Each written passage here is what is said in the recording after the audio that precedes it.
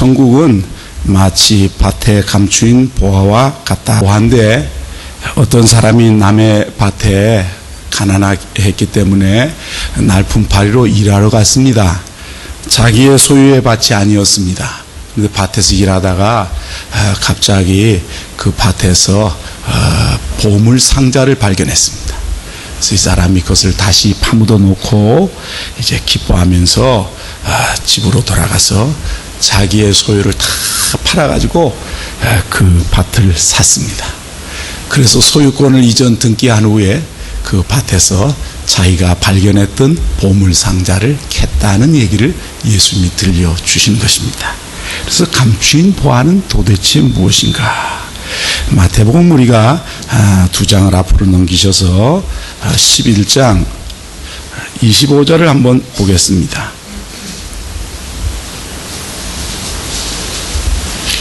마태복음 11장 25절 우리 27절까지 교독하겠습니다. 그때 예수께서 대답하여 이르시되 천지의 주제이신 아버지여 이것을 지혜롭고 슬기 있는 자들에게는 숨기시고 어린아이들에게는 나타내심을 감사하나이다. 같이요. 내 아버지께서 모든 것을 내게 주셨으니 아버지 외에는 아들을 아는 자가 없고 아들과 또 아들의 소원대로 계시를 받는 자 외에는 아버지를 아는 자가 없느니라. 할렐루야. 그래서 예수님이 복음을 전도하고 하나님 나라의 그 말씀을 증거하는데 수많은 학자들과 종교 지도자들 이런 사람들이 라이벌 의식과 시기심 때문에 마음을 열지 않고 오히려 예수님을 갖다가 대적하고 회방하는 일을 했습니다. 그리고 수많은 사람들이 참 마음을 닫아걸고 그 예수님을 받아들이지 않았습니다. 그러나 가난한 사람들, 세상에서 환난을 만난 사람들, 외로운 사람들, 힘든 영혼들은 그 마음문을 열고 어린아이같이 순전한 마음으로 예수님의 말씀을 듣고 예수님 받아들였습니다. 그래서 예수님께서 하시는 말씀이 아버지 세상적으로 지혜롭고 슬기 있고 똑똑하다고 하는 사람에게는 하늘나라의 비밀을 감추시고 그 어린아이와 같이 순전하고 진실하고 깨어지고 상한 마음으로 사모하는 갈급한 마음으로 저를 대하는 자에게는 복음의 비밀을 가르쳐 주시오니 감사합니다. 옳습니다. 이렇게 된 것이 하나님의 뜻입니다. 세상에서 권세 있고 부가 있고 학식 있는 자들은 교만으로 말미암아 눈이 가리어서 주님을 배척하고 가난한 사람, 외로운 사람, 환난 만난 사람, 영혼의 사모함과 갈증 있는 심령들은 어린아이와 같이 저를 영접하게 하시니 이것이 하나님의 뜻입니다. 그렇게 말씀하시면서 마태복음 11장 27절에 내 아버지께서 모든 것을 내게 주셨으니 아버지 외에는 아들을 아는 자가 없고 아들과 또 아들의 소원대로 따라하십시다. 아들과 또 아들의 소원대로 계시를 받는 자 외에는 아버지를 아는 자가 없느니라. 하나님과 예수님께서 아들 되신 예수님께서 참 계시로 자기를 열어 보이지 아니하고는 누구도 예수님을 알 수도 없고 받을 수도 없다는 것이죠. 그러면서 수고하고 무거운 짐진 자들아 다 내게로 오라 내가 너희를 쉬게 하리라고 말씀하십니다. 이 밭에 감춘 보화는 무엇인가? 이것은 하나님의 나라의 비밀을 말씀하는 것인데 마태복음 13장 11절에 대답하여 이르시되 천국의 비밀을 아는 것이 너희에게는 허락되었으나 그들에게는 아니 되었나니. 마가복음 4장 11절에 이르시되 하나님 나라의 비밀을 너희에게는 주었으나 바깥 사람에게는 모든 것을 비유로 하나니. 누가복음 8장 10절에 하나님 나라의 비밀을 아는 것이 너희에게는 허락되었으나 다른 사람에게는 비유로 하나니. 이는 그들로 보아도 보지 못하고 들어도 깨닫지 못하게 하려 함이라 말씀했습니다. 그러면서 바울 사도는 자신을 소개하기를 사람들이 마땅히 우리를 그리스도의 일꾼이요 하나님의 비밀을 맡은 자로 여길지어다 말씀합니다. 에베소 1장 9절에는 그 뜻의 비밀을 우리에게 알리신 것이요 그의 기뻐하심을 따라 그리스도 안에서 때가 찬 경륜을 위하여 예정하신 것이니. 에베소 4장 3장 9절에 영원부터 만물을 창조하신 하나님 속에 감추었던 비밀의 경륜이 어떠한 것을 드러내게 하려 함이라. 골로새 1장 26절에 이 비밀은 만세와 만대로부터 감추어졌던 것인데 이제는 드디어 그의 성도들에게 나타나고 하나님이 그들로 하여금 이 비밀의 영광이 이방인 가운데 얼마나 풍성한지를 알게 하려 하심이라. 따라하십시다. 이 비밀은 너희 안에 계신 그리스도시니 곧 영광의 소망이니라. 골로새 2장 2절에는 이는 그들로 마음의 위안을 받고 사랑 안에서 연합하여 확실한 이의 모든 풍성함과 하나님의 비밀인 그리스도를 깨닫게 하려 함이라 말씀했고, 에베소 6장 19절에 바울은 기도합니다. 나를 위해 기도해 주십시오. 내게 말씀을 주셔서 나로 입을 여부러 복음의 비밀을 담대히 알리도록 저를 위하여 기도해 주시기를 바랍니다. 그렇게 말했습니다. 밭에 감추인 보물상자 보화는 무엇인가? 그것은 세상 사람들에게 창세 이후로 하나님이 감추어 놓으신 것인데 이제 예수 그리스도로 말미암아 드러난 하나님의 비밀이신 예수 그리스도를 말씀하시는 줄로 믿습니다. 이 세상은 소망이 없습니다. 이 세상은 참 우리에게 참된 희망을 줄 수 없습니다. 학교가 사람을 참 사람을 만듭니까? 아니면 정부가 사람을 참된 사람을 만듭니까? 군대가 참 사람을 만듭니까? 법원이 참 사람을 만듭니까? 어디서 사람을 바로 세울 수가 있겠습니까? 오직 하나님의 아들 예수 그리스도께서 죄악으로 말미암아 얻어진 이 세상에 찾아오셔서 의인을 위하여 죽는 자가 쉽지 않고 착한 사람을 위하여 대신 죽는 자가 참 드물지만 우리가 아직 죄인 되었고 경건치 않을 때 우리를 위해서 십자가에서 죄 없으신 하나님 아들이 죽으심으로 우리의 죄를 대속하시고 우리를 죄 가운데서 건져 주신 줄로 믿습니다. 그러므로 하나님의 아들 예수 그리스도는 밭에서 발견한 감추었던 보물 상자와 같습니다. 예수님을 만난 사람은 죄사함을 얻습니다. 그리고 영원한 생명을 얻습니다. 천국 백성이 됩니다. 천지와 만물을 지신 전능하신 하나님의 아들이 되는 권세가 있는 줄로 믿습니다. 그래서 오늘 두 번째 생각할 것은 무엇입니까? 여기에 보니까 누가복음, 마가복음, 마태복음 13장 44절에 천국은 마치 밭에 감추인 보화와 같으니 사람이 이를 발견한 후 숨겨두고 기뻐하여 돌아가서, 따라합시다. 기뻐하여 돌아가서. 여러분이 뭐 복권 한 장을 주셨는데 우연히 보니까 로또 1등에 당첨됐단 말이죠. 그러면 친구들이 뭐야? 그러면 그거 어떻게 하겠습니까? 아이 뭐 주셨는데 1등으로 당첨됐어. 내가 먼저 봤는데 싸우고 서로 다툼이 나지 않겠습니까? 그냥 모르는 저 호주머니 집어넣어 가서 집에 가서 펴보고 혼자 웃고 있을 겁니다. 할렐루야. 그것처럼 우리 인생살이에 있어서 참된 희망과 생명이 없는데 예수님, 나를 사랑하신 예수님 만났단 말이에요. 나를 죄 가운데서 구원하신 예수님 만났단 말이에요. 내가 하나님의 자녀가 되고 영원한 생명을 얻었단 말이에요. 할렐루야. 이 구원의 감격과 기쁨을 말씀하는 줄로 믿습니다. 시편 35편 9절에 내 영혼이 여호와를 즐거워하며 그의 구원을 기뻐하리로다. 의인은 기뻐하여 하나님 앞에서 뛰놀며 기뻐하고 즐거워할지어다. 할렐루야. 이사야 61장 10절에 내가 여호와로 말미암아 크게 기뻐하며 내 영혼이 나의 하나님으로 말미암아 즐거워하리니 이는 그가 구원의 옷을 내게 입히셨음이니라. 할렐루야. 제 친구 목사님이 메일을 하나 보내왔어요. 메일의 내용이 어떤 내용인가 하면 교황의 신학의 허구에 대해서 말하는 거예요. 그래서 이런 문구를 시작했더라고요. 이번에 교황께서 오셔서 그 겸손한 모습과 그리고 소탈한 모습으로 상처 있고 어려운 사람들에게 다가가서 그들을 위로하는 모습을 통하여 우리가 큰 도전과 그리고 인격적으로 감동을 받았습니다.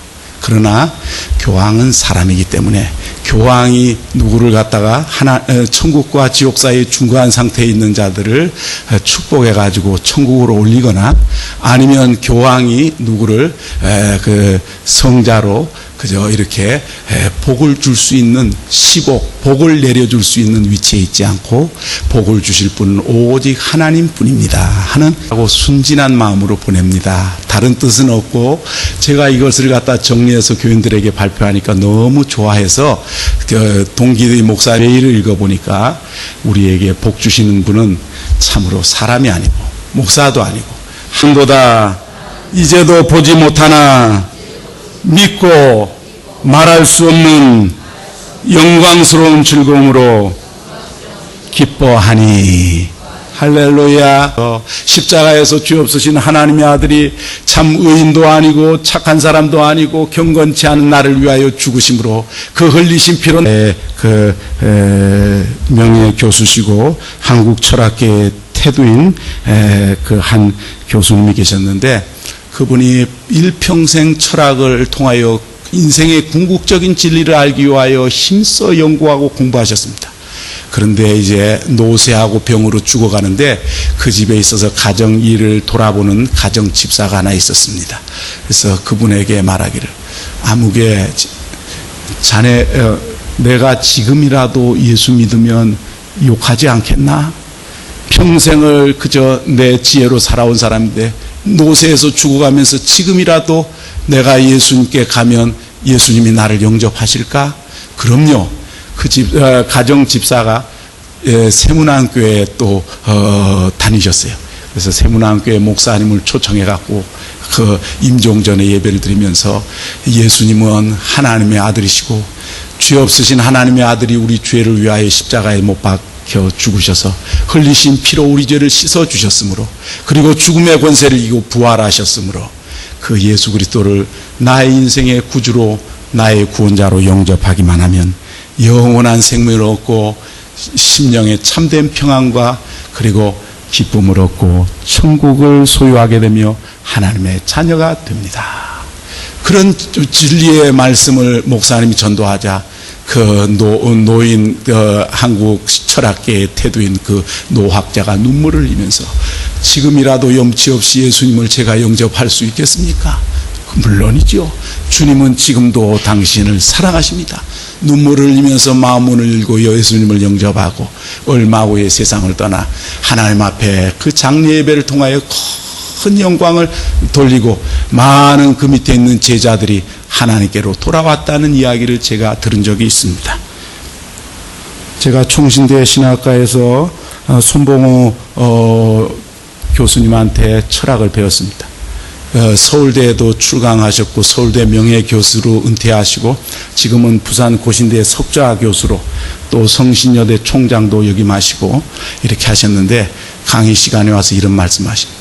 제가 서울대에서 박사과정에 있는 그 학생들에게 철학을 가르치는데 철학을 부지런히 가르쳐도 그들의 삶이 변화되는 꼴을 보지 못하였습니다. 근데 손봉호 장로님이 서울대 물리대 나오시고 영문과 나오시고 미국 웨스트민스터 신학교에서 김명혁 박사님이랑 교수님이랑 같이 거의 동기로 해갖고 신학교를 졸업하신 분이에요. 고신 장로님이고 그래서 그 강남 영동에다가 이 영동교회를 갖다가 자기가 그저 사제를 털고 또 힘써 여러분들의 후원을 받고 해서 빨간 벽돌로 영동교회를 갖다가 그저 지었단 말이죠. 그리고 자기 제자 한 분을 갖다가 샘물교회 목사님인데 나중에 그 목사님 자기 제자 하나를 갖다가 거기 담임 목사로 세우고 설교 봉사를 종종 하셨어요.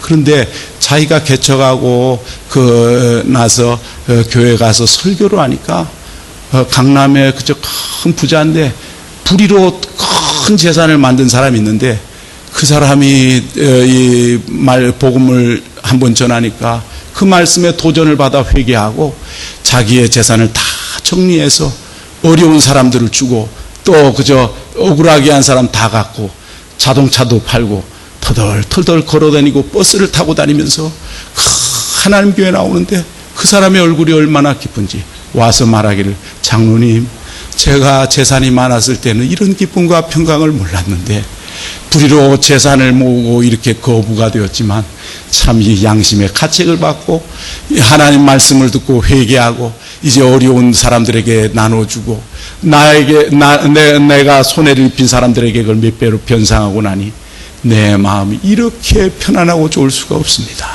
이것이 기쁨이요 감격입니다. 천금 만금을 준다 해도 이 기쁨과 평강과는 바꾸지 않겠습니다.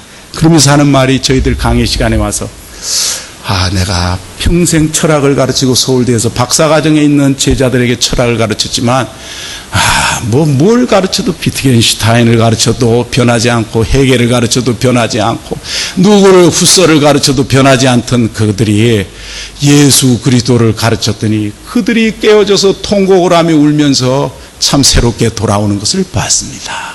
복음에는 능력이 있습니다. 복음에는 생명이 있습니다. 예수님의 십자가의 사랑만이 우리를 변화시킬 수 있고 우리를 죄에서 구원하여 새로운 삶을 살게 할 수가 있습니다. 그렇기 때문에 여러분의 소명을 귀히 여기십시오. 이렇게 권면하는 말씀을 강의 시간에 들은 적이 있습니다. 사랑하는 성도 여러분, 이 사람은 밭에서 감추인 보화를 발견했습니다. 이를 발견한 후에 숨겨두고 기뻐 돌아가서 자기의 소유와 가산을 다 정리하고 팔아서 그 밭을 샀습니다. 등기를 이전한 후에 그 다음에 그 밭에서 보물상자를 캤습니다. 사랑하는 성도 여러분, 여기에 강조되는 것이 무엇입니까? 44절 따라하십시다. 기뻐하며 돌아가서 자기의 소유를 다 팔아 그 밭을 샀느니라. 할렐루야. 마지막으로 우리가 생각하는 것은 모험적인 결단입니다. 44절에 돌아가서 자기의 소유를 다 팔아 그 밭을 샀다고 했습니다. 자기의 지금까지 자기가 주인 노릇하고 왕 노릇해서 이루어진 삶을 이제는 청산하고 예수 그리스도를 왕이요 주로 모시고 예수가 전부인 삶으로 주님의 뒤를 온전히 뒤따르는 삶을 살게 되었다는 것을 의미하는 줄로 믿습니다. 여기 13장 46절에도 같은 내용의 이야기가 나옵니다. 46절을 같이 읽어보십시다. 마태복음 13장 46절 시작.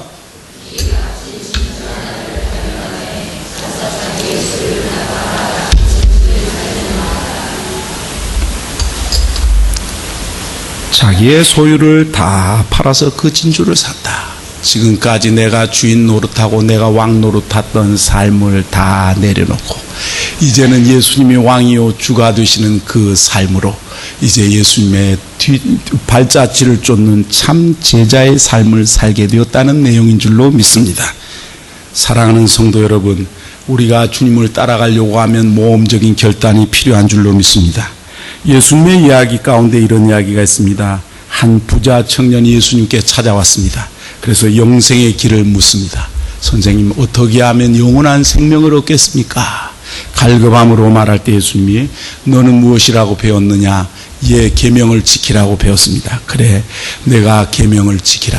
제가 어려서부터 십계명을 철저히 지켰습니다. 그래, 내가 보기에 한 가지 부족한 것이 있는데 너는 재산이 너무 많아서 그것이 참 우상이 될 수가 있다.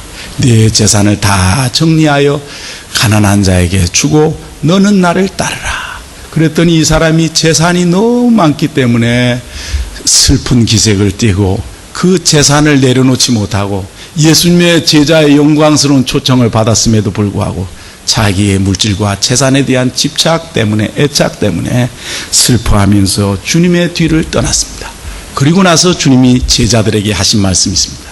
부자가 천국에 들어가기가 얼마나 어려운지 낙타가 바늘구멍으로 통과하는 것보다 어려우니라. 제자들이 말했어요. 그러면 누가 구원을 얻을 수 있겠습니까? 사람으로는 할 수 없지만 부자 중에서도 하나님 불쌍히 여기고 구원하는 자, 참으로 사람으로는 할 수 없을 때 하나님으로는 하실 수 있느니라. 할렐루야. 부자 가운데 물질보다 주님을 더욱 사랑하는 자는 바늘구멍 같은 자리를 통과하는 줄로 믿습니다.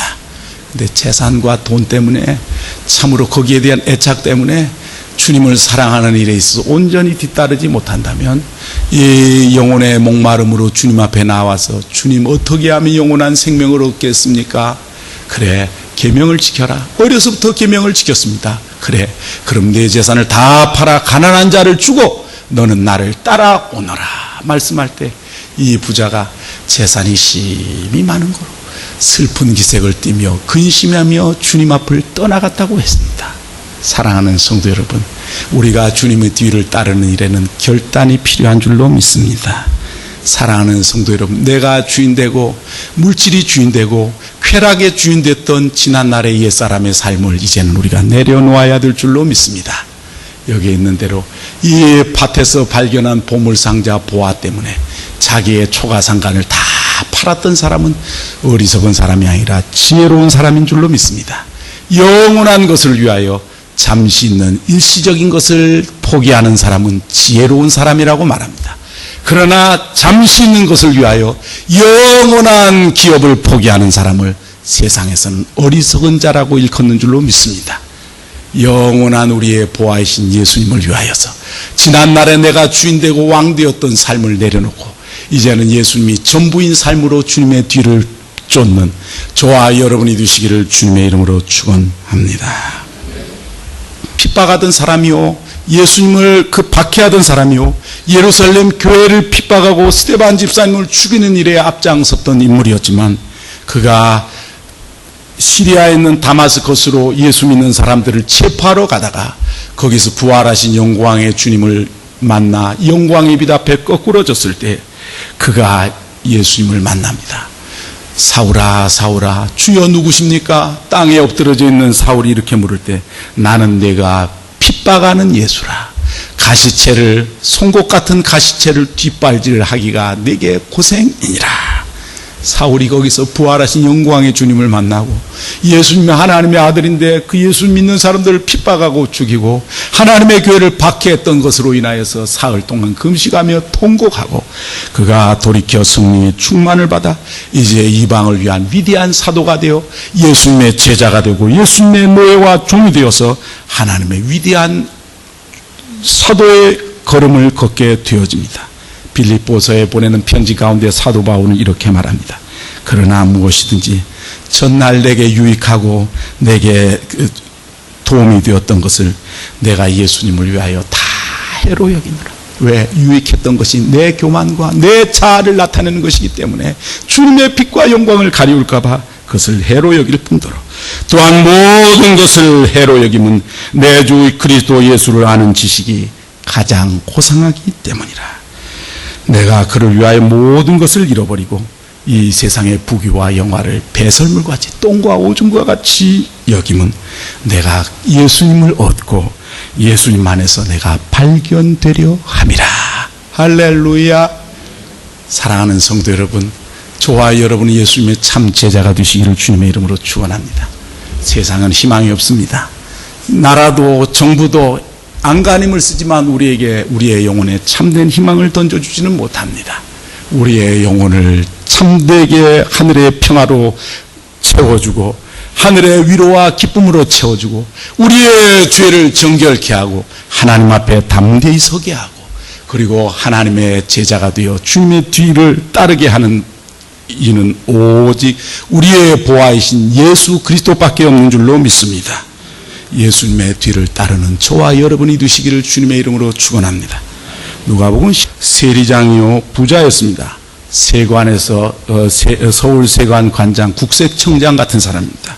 그런데 그는 참 식민지로 있는 로마의 식민지로 있는 그 유대 나라에서 많은 재산을 갖다가 축적하기 위하여 식민지 치하에서 그 수탈당하는 이스라엘 백성들 동족들의 피를 빤 사람입니다. 그래서 큰 부자가 됐습니다. 그런데 겉으로는 자기의 권력과 사회적인 지위 때문에 사람들이 고개를 숙이지만 그러나 마음으로는 자기를 욕하는 것을 알았습니다. 뒤에서는 자기를 비웃고 손가락질하는 것을 알았습니다.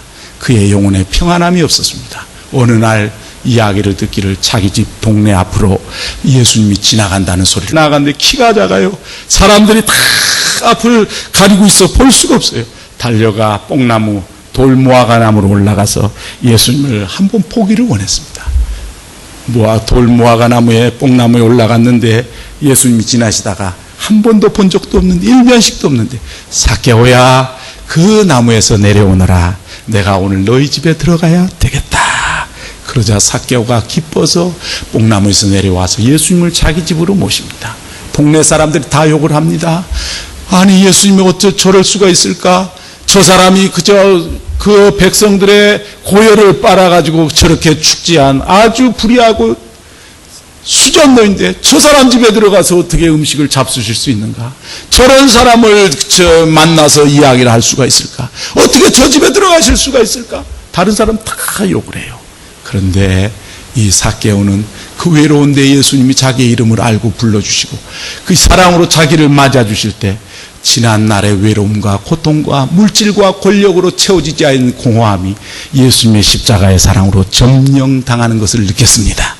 빛이 들어옴으로 어둠이 물러갔고 불안과 두려움이 물러갔고 그 영혼의 공허함이 채워졌습니다. 그래서 삭개오가 이렇게 말합니다.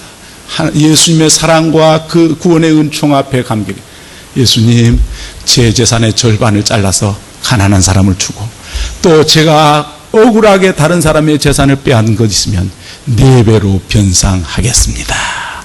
예수님 말씀하십니다. 이 사람도 아브라함의 자손이요 하나님의 구원의 백성이로다. 내가 참으로 주님 말씀하시기를 의인을 부르는 것이 아니라 죄인을 부르러 왔다고 예수님 말씀하십니다. 그러면서 따라합시다. 인자가 온 것은 잃어버린 자를 찾아 구원하려 함이니라. 삭개오의 일생에 있어서 여리고 그 길가에서 예수님이 자기를 부른 그 순간을 잊을 수 없었을 것입니다. 죄악으로 얼룩진 삶, 피로 얼룩진 손, 그리고 다른 사람들의 재산을 수탈하여 불의한 방법으로 축제하여 떵떵거리고 권력을 얻었고 부를 얻었던 삶이었지만 그러나 그 영혼에 채워지지 아니한 어둠과 공허함, 그것이 예수님이 자기의 이름을 일면식도 없는 예수님이 자기를 사랑으로 삭개오야 불러주실 때 그 마음이 얼음장 같은 마음이 녹았습니다. 이리 내려오너라. 내가 네 집에 들어가야 하겠다 말씀할 때 그 마음이 너무 구원의 감격으로 벅차올랐습니다.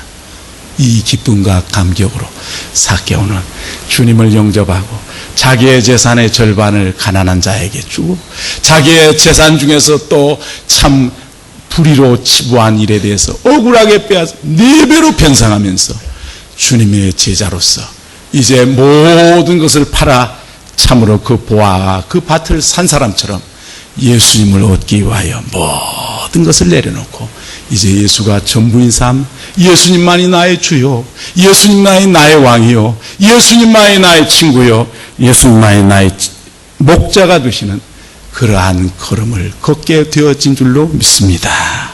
사랑하는 성도 여러분, 저와 여러분이 삭개오처럼 그리고 그저 서울대 그 철학과의 그 돌아가신 그 명예 교수님처럼 예수 그리스도를 영접하고 구원을 얻으시고 평안과 기쁨을 얻으셔서 세상적인 것은 상대적인 거잖아요.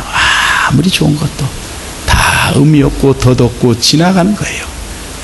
그것 때문에 영원한 것을 놓치는 어리석은 자가 되지 말고 자기의 초가상간을 팔아 보물 상자가 숨겨진 그 밭을 산 이 사람의 결단처럼 모험적인 믿음의 결단이 저와 여러분에게 있으셔서 지난날에 내가 좋아하던 거, 내가 주인 됐던 모든 것을 내려놓고 이제는 예수님만이 나의 주님이시오, 예수님만이 나의 왕이시오, 예수님만이 나의 스승이 되시는 선한 목자 되시는 예수님의 뒤를 쫓아가는 삭개오의 그런 것 같이 변화된 새로운 삶을 사는 저와 여러분이 되시기를 주님의 이름으로 축원합니다.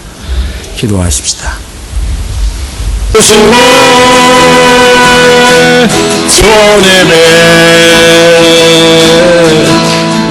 들어가 아시네 걸어가신 아버지의 은혜를 감사합니다. 영원히 멸망받을 수밖에 없는 우리들을 십자가에 흘리신 피로 아버지여 죄를 용서하여 주시고 우리를 지명하여 하나님의 자녀로 불러주시고 하나님 거룩한 백성으로 세워주시고 우리로 하여금 하늘나라의 시민권을 가진 시민권자로 살게 하심을 감사합니다. 아버지여 바울처럼 세상에 좋던 모든 것들을 그의 아버지여 가문도 그의 학식도 그의 아버지 사회적인 지위도 내려놓고 다 해로 여기고 예수님만을 전부로 삼았던 그 걸음을 걷기를 원합니다. 삭개오처럼 주님을 아버지여 주님의 은혜에 대한 감격으로 이제 주님이 전부인 그러한 새로운 삶을 살기를 원합니다. 아버지여 사모하는 마음을 가지고 주신 은혜에 감사해서 예물을 드리는 손길들을 기억하여 주옵소서. 주신 소득의 열의 하나를 구별하여 하나님께 드리고 하나님 앞에 감사의 헌금, 선교의 헌금, 구제의 헌금, 일천 번제의 헌금, 하나님 건축의 헌금을 드리는 손길들을 기억하시며 주일 헌금들을 드리는 손길들을 기억하시고 주님이 친히 채워주시고 공급자가 되셔서 예수님 안에서 풍성케 영육간의 복을 받아 누리게 하여 주시고 선한 사업부터 구제하는 일에 열심하는 주님의 선한 친백성이 되게 하여 주시옵소서.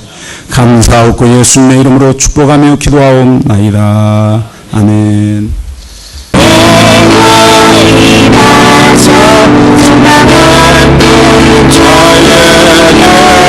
생명의 그 말씀을 전하게 하시네.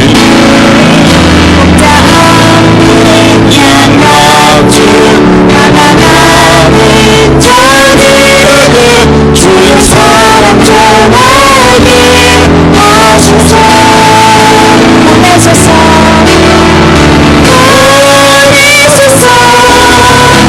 주님이 찾아올 때로 주님을 믿고 기억하게 하소서.